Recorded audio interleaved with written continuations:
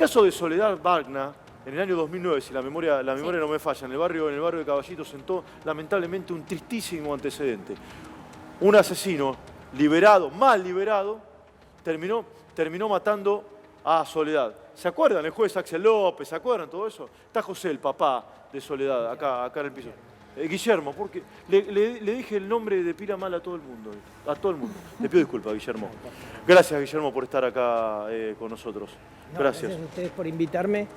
Y te escuchaba cuando ella dijo 176, nada más ni nada menos que 176. Y lo que tenemos que tener claro es que tenían que estar excluidos de esa acordada del doctor Violini tanto los de delitos sexuales, sean abusos, violaciones o violaciones, intentos de violaciones seguidos de muerte, sino también los homicidios. 276 los personas. Homicidios. Entonces, que haya 400, entre comillas, errores en la provincia de Buenos Aires, porque el otro día le hicieron una entrevista por radial a la ministra Lozardo, y la ministra Rosaldo dijo que sí, efectivamente se podían cometer algunos errores. En un proceso normal, no con esta locura y el mamarracho que salió, en un proceso normal se cometen errores como cometió Axel López cuando le dio una salida transitoria adicional al asesino de Soledad, que no podía estar, entre comillas, vigilado por su propia esposa, que era la garante de esas salidas transitorias, fue cuando aprovechó y la mató. Y ese error se cometió en un trámite normal de la justicia sin apuros. Entiendan esto, por Dios. Por eso es tan paradigmático el caso de Guillermo y de Soledad. Fue en el año 2009. 22 de mayo del 2009. Dije bien, Guillermo. ¿Entendieron? Un juez, ¿sí? Un tarambana, por no decir otra cosa, ¿sí? Le dio la libertad a esta persona que terminó matando a Soledad porque tuvo la mala suerte de Soledad de estar en el departamento de al lado, en el barrio de Caballito. Entonces ahora hay un juez o una jueza que libera por error a un violador o a quien sea, y ojalá Dios no lo permita. Pero ese error puede terminar con una vida, como pasó, por ejemplo, sí, en la ciudad de La Plata con el juez Villafañe y el caso de Pepito Chegaray, que ahora lo voy a contar, que no me quiero olvidar de ese caso. ¿Qué opina de todo esto de forma global? ¿Es responsabilidad de quién? ¿Culpa de quién? ¿Está de acuerdo que algunos presos sean liberados o no? Hay determinados presos, como dio en la estadística, sí, que efectivamente, supongamos, en el próximo semestre terminaban la condena que tuvieran. Siempre yo he pensado que en los delitos graves la condena se tiene que cumplir hasta el último día de la pena, porque si no, el resarcimiento que la justicia le hizo a las víctimas es un chiste adicional que revictimiza a las propias víctimas. Con lo cual, los violadores, haya o no muerte después, y los homicidas tienen que cumplir en la cárcel hasta el último día. Respecto de algo que mencionaron, que es que vos decías sobre la ley 27.372, que es la ley de víctimas, de protección de las víctimas, no es verdad que tenga que adherir la provincia de Buenos Aires para que se cumpla esa parte. Bueno, pero no se cumple en la provincia. No, pero claro que no se cumple ni en provincia de Buenos Aires ni en muchas provincias. Esa ley tiene dos partes. Tiene una que simplemente, basada en lo que muchas veces los abolicionistas refieren, que es el Pacto de Costa Rica y las 100 reglas de Brasilia, tienen que avisarle a la víctima cuando se modifica la ejecución de la pena. Otra cosa es todo lo posterior de esa ley, que sí tiene que modificarse en la ley procesal de cada jurisdicción. Pero la parte del aviso es obligatorio para todo el país, porque es una ley de orden pública. Para que quede claro, liberan a un violador y a la víctima de ese violador no le avisan. Eso es, esto para que quede claro. ¿Lo conté bien, Guillermo? Lo contó perfecto.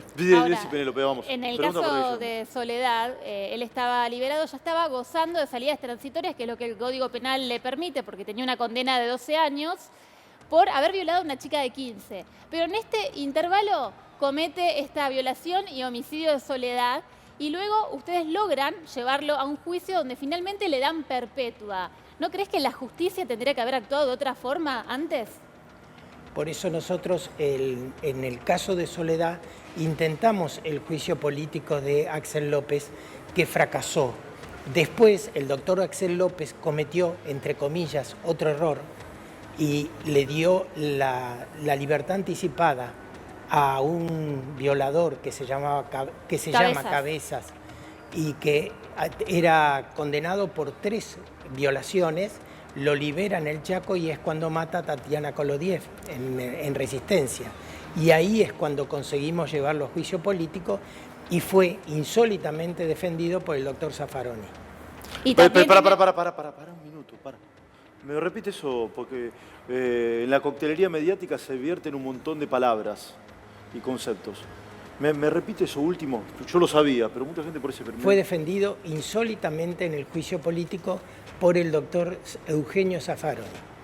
Axel López, el juez que liberó al asesino de Soledad, el juez que liberó al asesino de Tatiana, fue defendido en el jury de enjuiciamiento de magistrados para pegarle un bolón en el traste y echarlo. ¿Por quién?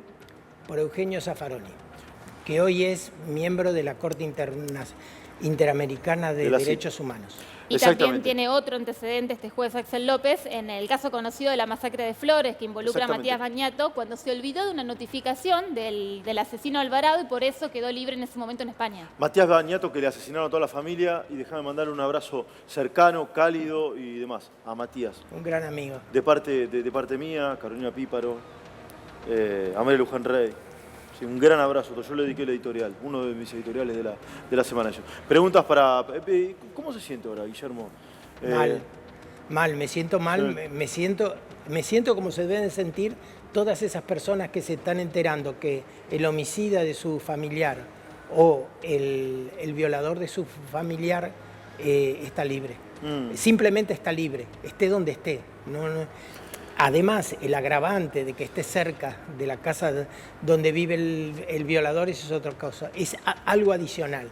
Pero ustedes piensen que, como yo dije, en un proceso absolutamente normal y sin apuros, no solo le da la salida transitoria adicional sin la vigilancia de su esposa, que era la garante de esa libertad, sino que además lo manda a un domicilio que era a 4 cuadras de esa chica de 15 años que había violado 8 años antes. Sí, te voy a contar 2 casos que narramos en las últimas horas, Guillermo, que probablemente los conozca, pero que están lamentablemente muy vinculados con la tragedia familiar que tuvo que soportar, que me imagino todavía soporta, porque es una pesadilla. De eso no se sale. De la cual nunca se despierta uno, ¿no? Se pelea, se puede pelear, se puede hacer muchas cosas como hemos logrado con la familia y con muchas otras víctimas, que fue la ley de protección de las víctimas, la modificación de la ley de ejecución penal, sí, que también salió en 2017 para los delitos graves, para que no puedan gozar ningún tipo de beneficio hasta el terminar la condena, que eso además va en contra de esa modificación de la ley, lo que han hecho. ¿Qué siente cuando un sector de la sociedad, a mi modo de ver minoritario, está más preocupado por los victimarios que por las víctimas? A ver, el doctor Zaffaroni hace 20, 25 años tiene injerencia en la justicia penal en la Argentina, tiene sus adláteres o colegas, han copado la cátedra de muchas universidades y entonces en ese progresismo en la justicia penal es la que trae como consecuencia esto que estamos viendo. Hay una parte de la sociedad que, a ver, ¿cómo lo puedo decir sin excederme? Como no ha sufrido nada, ni él ni su familia, de estos casos, pero habla porque queda bien decir eso, queda bien, que los que están presos son por culpa de la sociedad y no por culpa de una toma de decisión que han tenido. Sí, Guillermo, yo no quiero congraciarme con usted, no es mi deporte congraciarme con nadie, pero le quiero contar algo que dije en la semana. Soy de los que creo que maltratar a un preso, tenerlo hacinado en una cárcel, cagándose de hambre, etcétera, etcétera, etcétera, no habla del preso, sino habla de nosotros como sociedad. Sí. Los presos también tienen derechos y seguramente muchos de ellos están injustamente detenidos. Ahora, y están viviendo en condiciones de injusticia, lo cual no hay duda. Ahora, yo tomo esta elección que es muy particular, entre la injusticia que viven algunos presos y la injusticia que vive usted, Guillermo, Matías y tantos otros. Yo me quedo con la injusticia de ustedes. Yo me quedo con la injusticia. Y no quiero hacer populismo ni hipocresía. Se lo digo realmente porque lo siento y lo dije el otro día aquí en el piso. Y quiero decir esto también, Guillermo. Si hay personas que están condenadas, y hablo de condenados, que queden claro esto, condenados por un asesinato que tienen que cumplir 25 años de prisión. Una enfermera de un hospital se está arriesgando al coronavirus ahora, en incumplimiento de su trabajo, y lamentablemente puede morir. ¿Sí o no? Bueno, si un preso condenado tiene que morir en el cumplimiento de su condena producto del coronavirus, es fuerte, es duro, pero condenado, dije, que quede claro. Pero que lo haga. Lo que pasa es que hay algo que evidentemente no hay ningún... vos viste que cualquier presidente que hemos tenido, y que me imagino no solo en la Argentina, sino en cualquier parte del mundo, cuando hay obras quiere estar y cortar la cinta. Yo no creo que haya ningún presidente que hemos tenido en los últimos 50 años, salvo un determinado momento crítico de la Argentina y lamentable, sí, haya querido cortar la cinta de una cárcel nueva. Yo creo que sí, efectivamente, los derechos humanos de los presos, de los que están condenados y presos, debe de ser razonablemente con un ambiente favorable para su resocialización y su reinserción posterior en la sociedad. Es cierto que esto que ha pasado con la pandemia ha exagerado determinadas cosas. Por ejemplo, yo le puedo decir que a ciencia cierta, y ustedes lo pueden averiguar como periodistas, en la cárcel del Devoto no hay hacinamiento, no hay ningún tipo de hacinamiento. No hay hacinamiento en Devoto. No hay hacinamiento, hay lugares libres. Sí. Hay determinadas cárceles de la provincia de Buenos Aires que también tienen lugares libres. Entonces, una cosa es lo real, que en determinadas cárceles hay un hacinamiento, y lo irreal, que lo llevaron absolutamente a todas las cárceles del país. Sí. Guillermo.